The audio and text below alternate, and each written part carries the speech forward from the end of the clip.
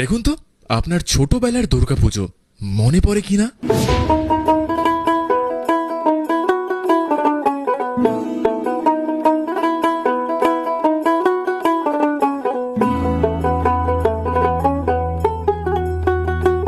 Seat belt শক্ত করে বাঁধুন, কারণ আমরা ফিরে যেতে চলেছি, টাইম ট্রাভেল করতে চলেছি আমাদের ছোটবেলার দুর্গাপুজোতে।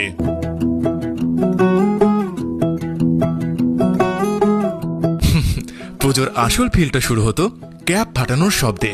মনে আছে সেই রিং ক্যাপ বা রোল ক্যাপ, এবং খেলনা বন্দুক দিয়ে বন্ধু কিংবা বড়দের চমকে দেওয়া, সামনে গিয়ে ডিসম করে ক্যাপ ফাটানো, আর তারপর বারুদের সেই গন্ধ।